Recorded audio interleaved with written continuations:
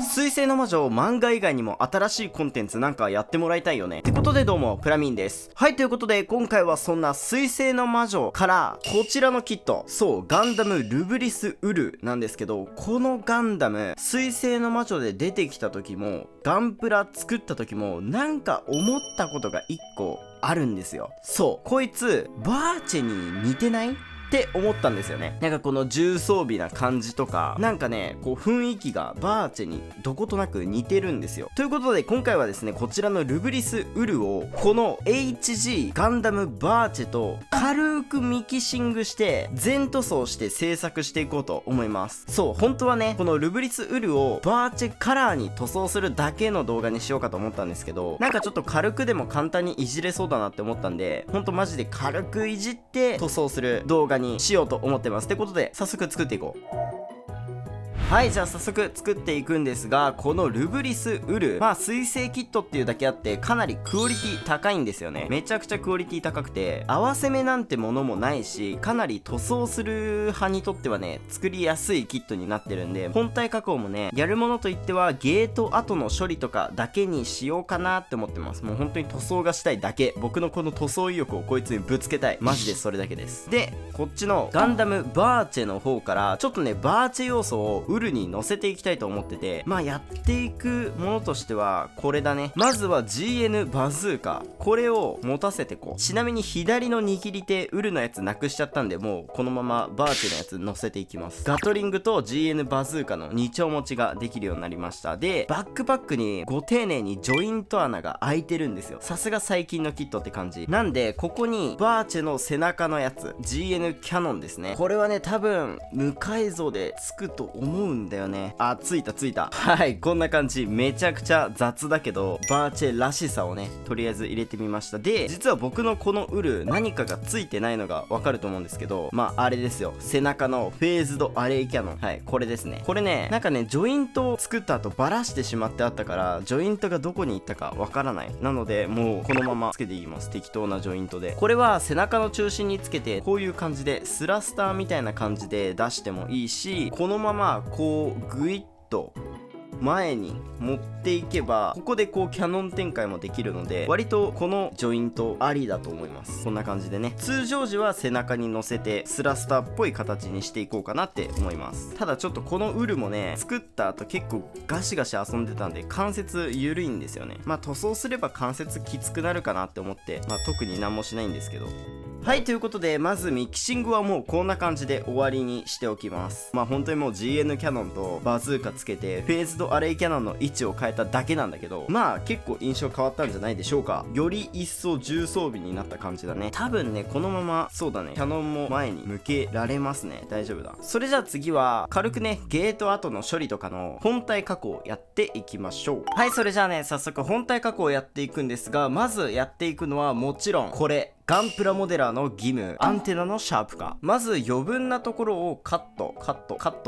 はい、こんな感じで結構がっつり削っていきます。はい、アンテナ加工完了しました。こんな感じ。もともとこのウルのアンテナね、結構分厚いアンテナだったんで、割とそのままにして先っぽだけ尖らせてみました。で、そしたらこっからもうゲート処理だけですね。ゲート処理、表面処理やっていくんですが、一回全部バラします。はい、ということでこんな感じで全パーツ分解してきました。結構ね、特徴的なのがこのルブリスウルは足ほぼ完全にね、フレームついてるんですよね。ここは分解も特にあれもしないでバーって一色で塗っちゃおうかなって思ってます。本当だったら全体こう表面処理とかしてもいいかなって思ったんですけど、今回はね、塗装したいだけだから、そこまでがっつりやらないですね。こういう目立つゲート跡をまずは400番で削り落としていきます。はい、そしたらこんな感じでゲート跡がなくなって綺麗になったので、ここの傷をこのちょっと番手の高いヤスリで鳴らしていきます。はい、どうでしょうか。ゲート跡めちゃくちゃ綺麗に消せました。ツルッツルですね。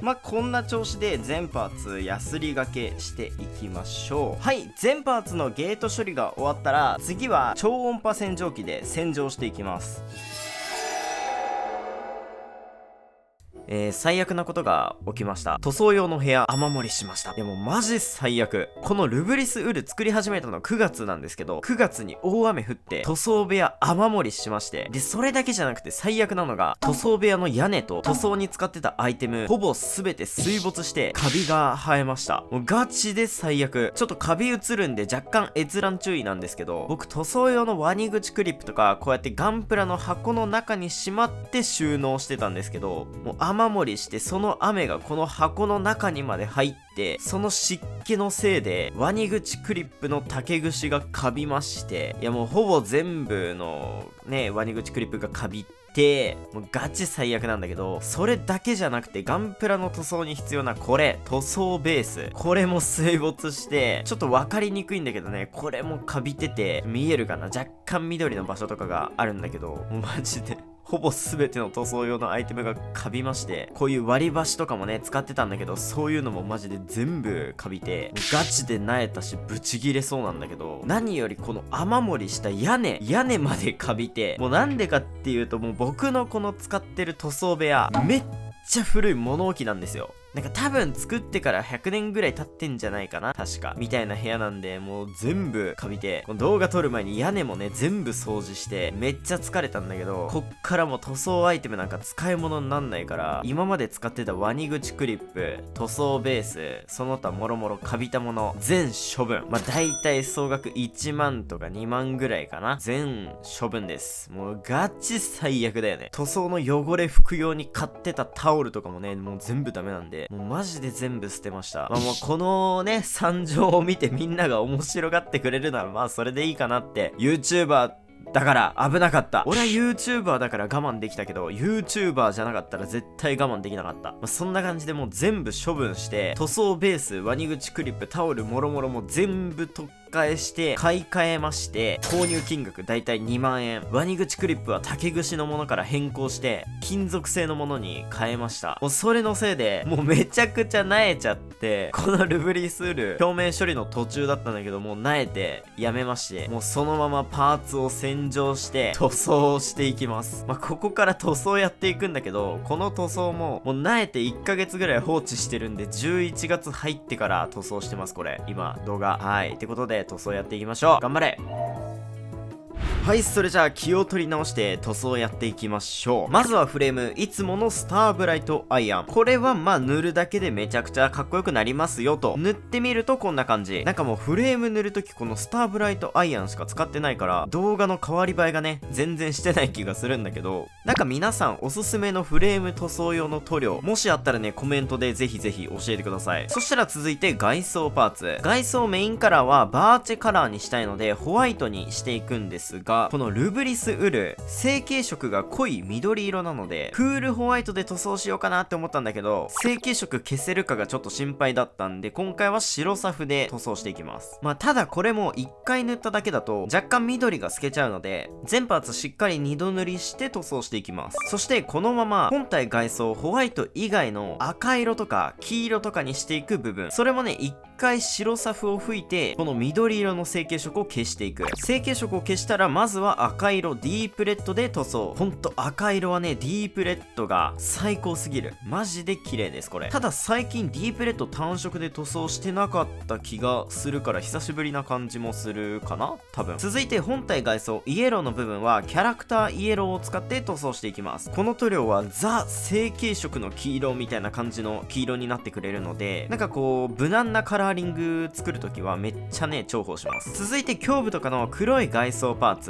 ここは黒サフで一気に吹いていきます。続いて水星の魔女のガンダムといえばシェルユニット。今回は 00 シリーズのバーチェをイメージしたカラーリングなので GN ドライブ風の緑色で塗装していきます。まずはシェルユニットで発光する部分を EX シルバーで塗装。塗り終わるとこんな感じでめちゃくちゃ光沢感が出るので、次はこの上に水星ホビーカラーのクリアグリーンを吹いてメタリック塗装をやっていきます。めっちゃ綺麗ですね。はい、そしたらこれでエアブラシ塗装が完了しました。そしたらねこのちょっとマスキングしてる部分があるんで剥がしていきましょうか。さあどうだ。お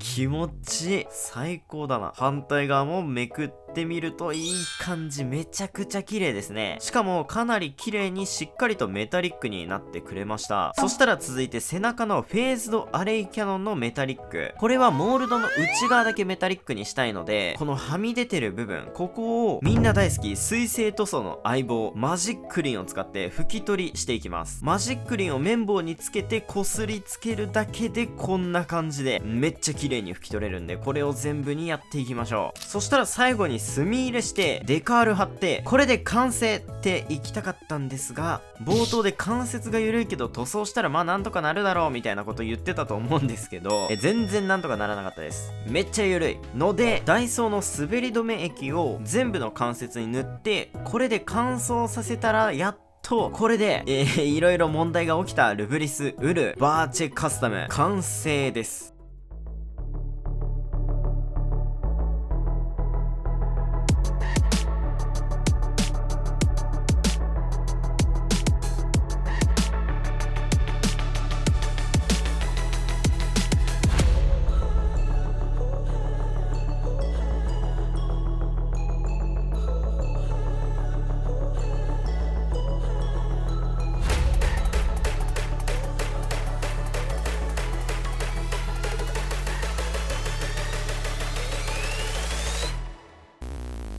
はい、ということでこれで HG ガンダムルブリスウルバーチェカスタム完成したんですが、どうでしょうか。結構ねちゃんとかっこよくなったんじゃないでしょうか。このルブリスウルとバーチェが似てるのって実はデザイナーさんが同じ方らしいんですよね。なのでミキシングもね無改造で取り付けたにもかかわらずめちゃくちゃ親和性がありました。もともとルブリスウルがねすごいバーチェ感あったんで、武装を取り付けただけでほんとねバーチェ感めちゃくちゃ出てくれて、すごいかっこよく仕上がったんじゃないでしょうか。そしていつもは割とフレームも一緒に艶消しを吹いちゃうんですが、今回はスターブライトアイアンのこのめちゃくちゃギラついてる感じを強めに出しておきたかったんで、スターブライトアイアンのところだけ艶消し吹かないで塗装してみたんですが、かなりメリハリが出て若干メタルビルドみたいなそんな感じになったんじゃないでしょうか。個人的にはかなり満足。そして塗装したい欲もねしっかり満たすことができました。やっぱねミキシングやるってなるとがっつり基本やるんだけど、こういう軽いミキシングもやってみると楽しいですね。たまにはこういう制作いいですね。そして実はこのルブリスウルもともとただ塗装するだけの動画をやろうと思ってたんですが、ちょっと気が向いちゃったんでバーチェとミキシングしたんですけど、そう本当はねたまには全塗装するだけの動画、塗装するだけの動画をね今後ちょっとたまには撮りたいと思ってるので、塗装動画が上がる頻度がもしかしたら上がるかもしれない、上がらないかもしれない、そこはお楽しみにということで、今回のこの動画そしてこの作品少しでもいいなと思ってくださったら高評価チャンネル登録していただけるとめちゃくちゃ嬉しいです。それではまた次回の動画でお会いしましょう。プラミンでした。